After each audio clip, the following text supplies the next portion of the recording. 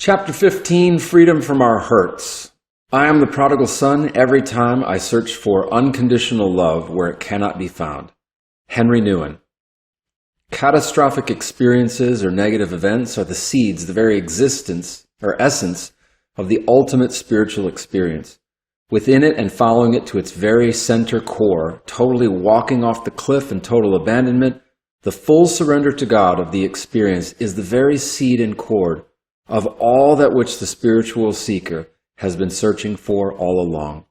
Dr. David Hawkins from Healing and Recovery. So after 11 years, what finally broke? How did things change? How was I able to resolve the abandonment?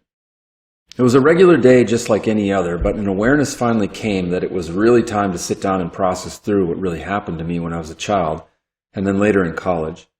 I didn't know exactly what I was going to find or how difficult it was going to be, but with courage, I wanted to face myself and take full responsibility for what had occurred. I sat down and decided to identify all of the emotions and thoughts that were trapped or wrapped up for me in these emotions. This was very painful and difficult, but I felt ready.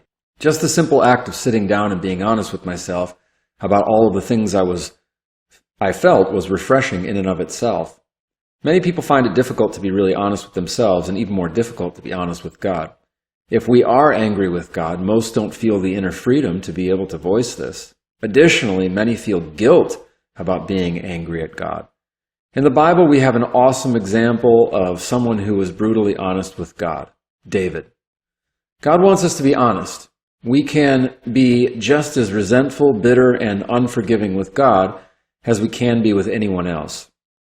What we must realize is that this is a projection of ourselves wanting to assign blame rather than taking responsibility for our internal state. I was livid with God. So in my attempt to be honest about my memories and emotions, here's what I did during this time frame.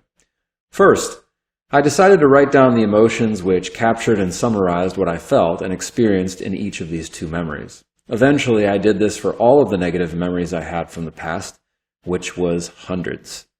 Second, using AK, the impact or charge behind each sentence was measured on a scale from 1 to 10. Third, all of these emotions were given meaning by me. Once the emotion was identified, the question, why did you feel this emotion, was consciously identified. I was able to give real meaning to the things I felt and why I felt them. This would also provide the information needed that was used to tap out all of these emotions from my body. Identifying each emotion and why I experienced them took about 10 to 20 minutes for each memory. Once they were identified and fully explored, each one was processed through using tapping. I wasn't afraid any longer to face this darkness within me. With intention, my spirit was opened up and allowed to feel the full weight of each emotion. Tears flowed heavily, and only by the grace of God was I able to give my body full permission to consciously feel every bit of these emotions to finally let them go.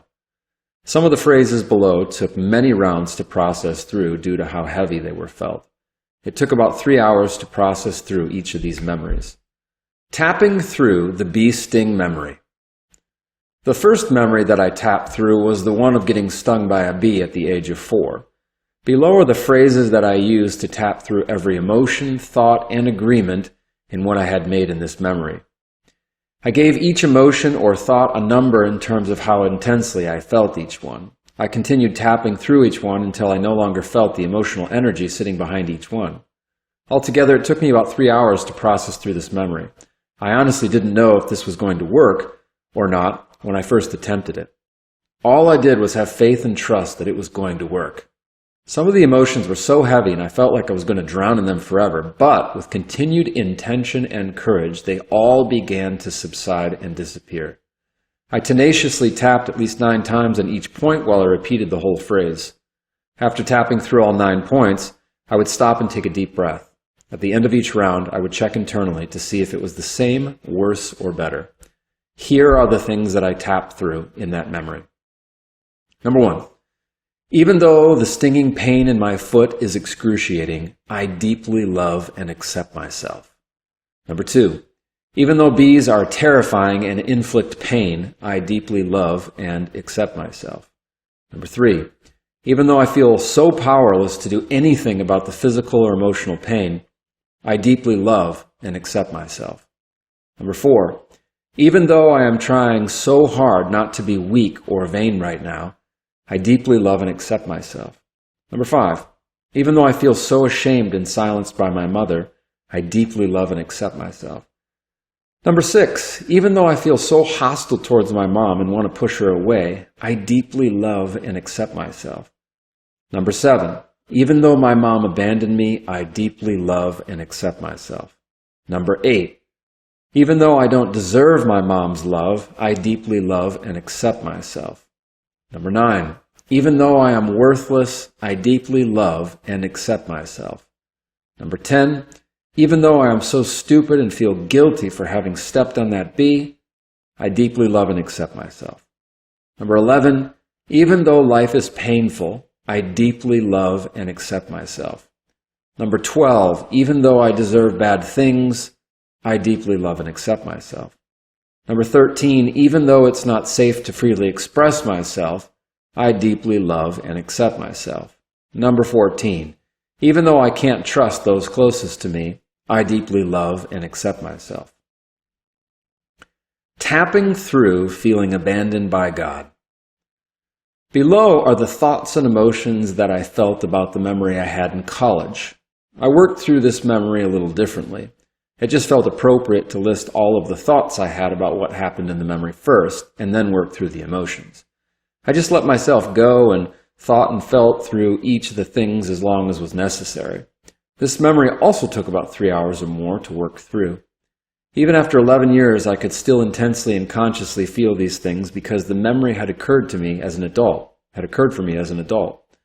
And all of these things listed below, each thought or emotion had an intensity of at least 9 out of 10 intensity.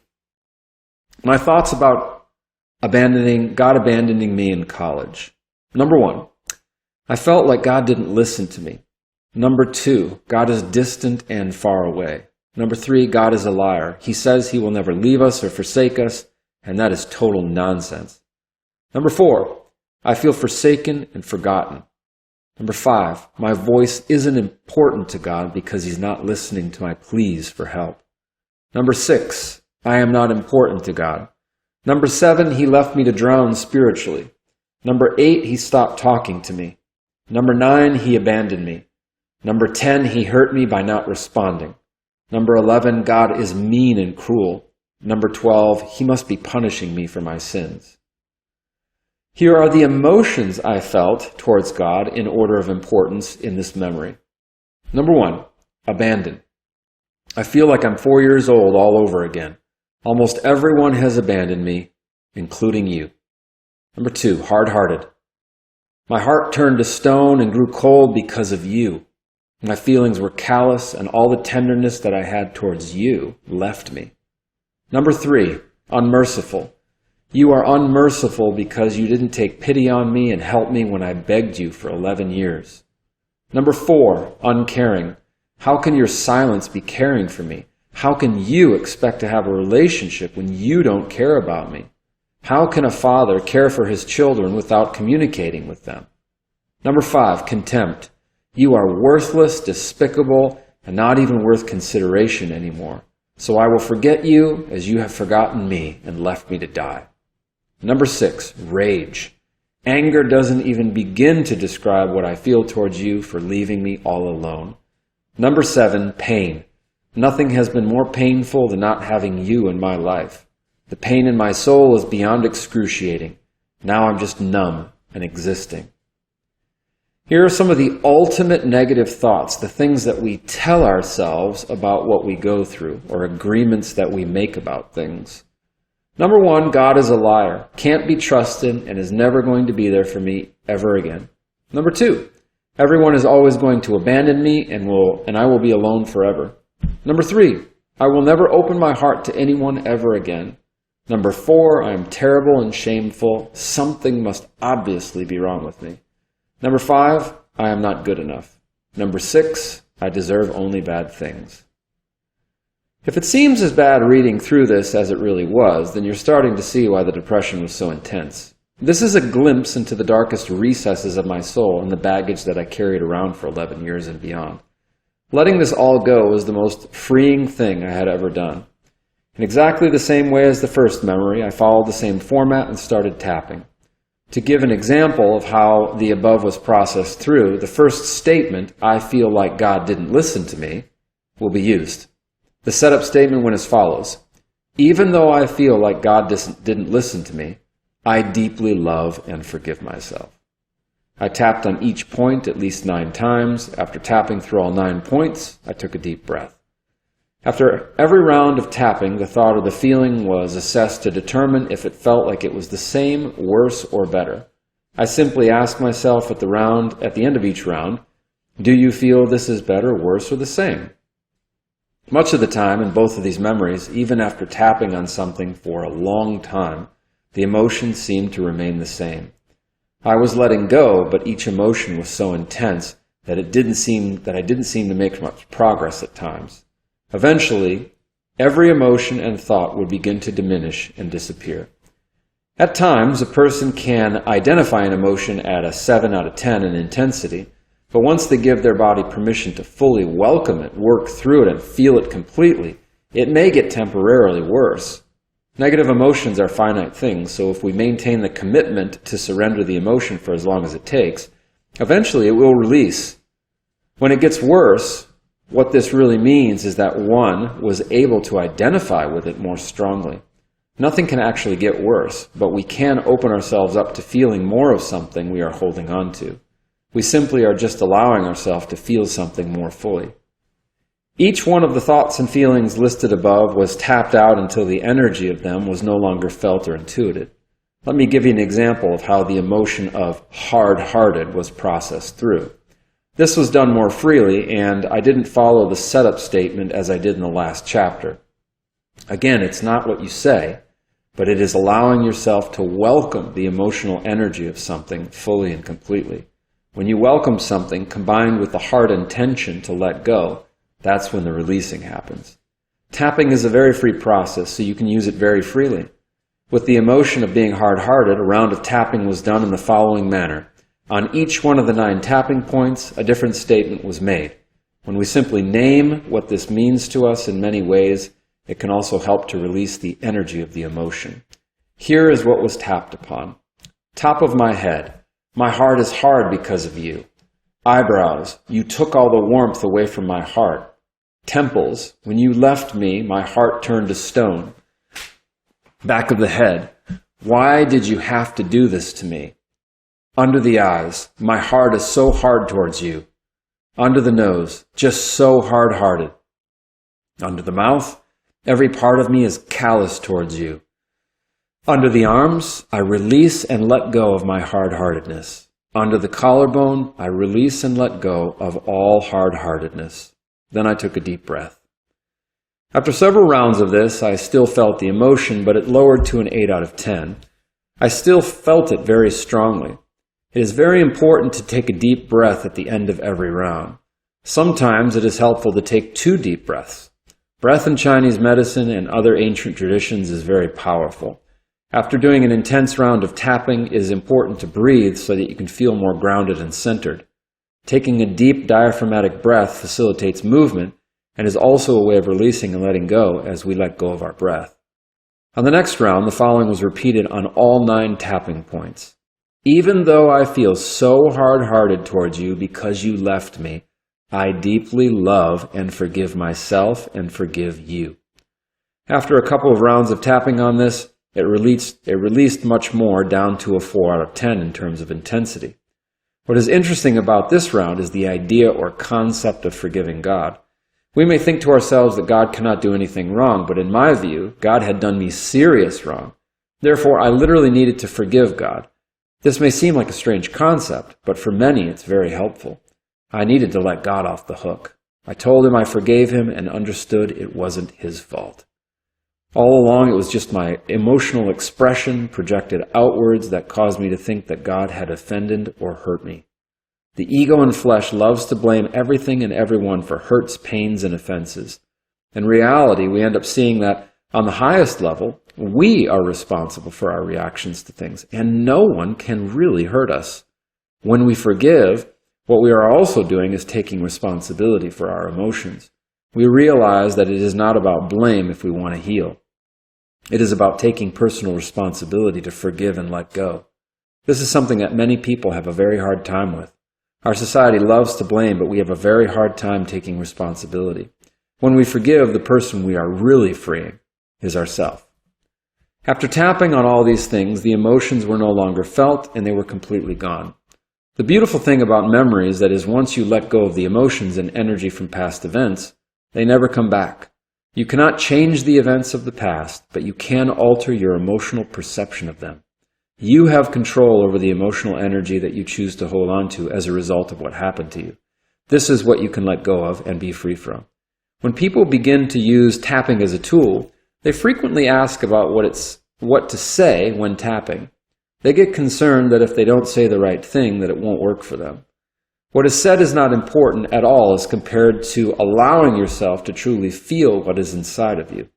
Welcome and befriend the negative emotions inside of you, fully allowing them to surface and let go of your resistance to feeling them. In reality, nothing needs to be said at all to let something go, as is the case with the Sedona method. It can just be done by allowing the emotions or thoughts to surface while holding the steadfast intention of releasing or letting them go. Now, in my practice, I use the Sedona method more often, and in using this tool, nothing at all is said while releasing. After processing through both of these memories, the feeling I had was astonishing. I realized that this was a very heavy burden and that I had carried it for a long time. When I decided to finally let go of the burden, my body instantly felt it. I felt lighter, freer, and ultimately more loving. I can't begin to describe what this felt like in the days and weeks after. The cloud had lifted and the 11 years of depression was gone. I can't even begin to describe how amazing this felt. The sun started shining again and color returned to my world. Vast relief was felt after 11 long years of choosing to carry this junk around. Letting these memories go didn't mean that all my internal problems were solved that day, but it did mean that a lot of negative emotions and thoughts were released from me that day. My heart warmed towards God. The warmth that had been absent for 11 years. A tenderness was beginning to rekindle within me. Prayer, which had been mostly avoided for the last 11 years, began anew. Conversations with God began to happen again spontaneously. My consciousness was altered. More awareness of my internal world was revealed. I felt different. I felt alive. I felt so much better. This made the essence of my being more able to subjectively experience truth as a result of letting go. When you release and let go, the way you see yourself, God, and the world changes. I felt more love, joy, and peace. The most important lesson that was learned as a result of processing through all this was what it really meant to me. I was more attached to God showing me things and speaking to me rather than actually experiencing Him with unconditional love or actually being love. The Buddha said, attachment is the root of suffering. I was attached to God because of what He was giving to me. I idolized or lusted after this part of the relationship that I had with God.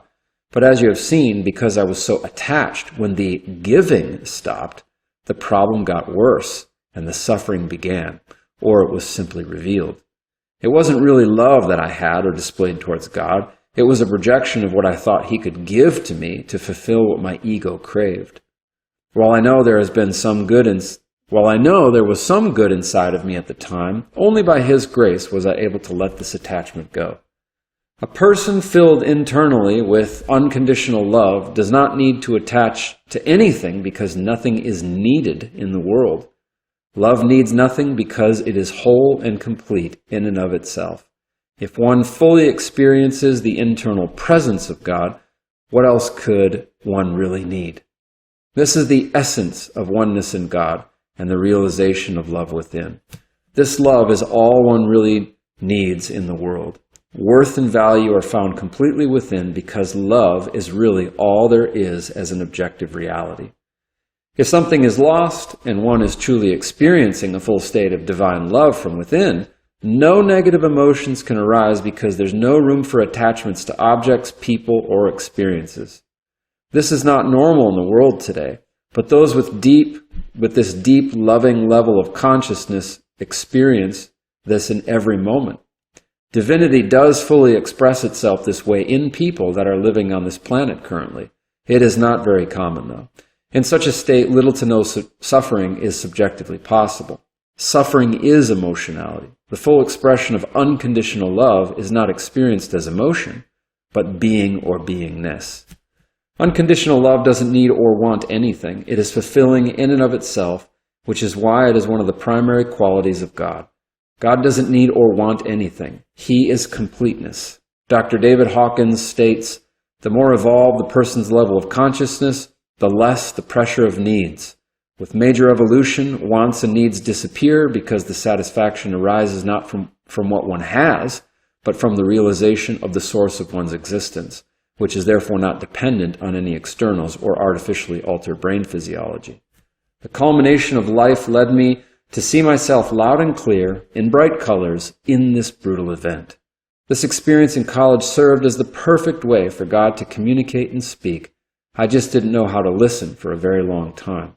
It was in Him not speaking to me that the most was spoken. God knew exactly what I needed to be loved, for me to discover this divine love for myself. These memories were a reflection of me to me. Letting it all go was God's gift to me so that I could grow and realize the oneness of the mystical union.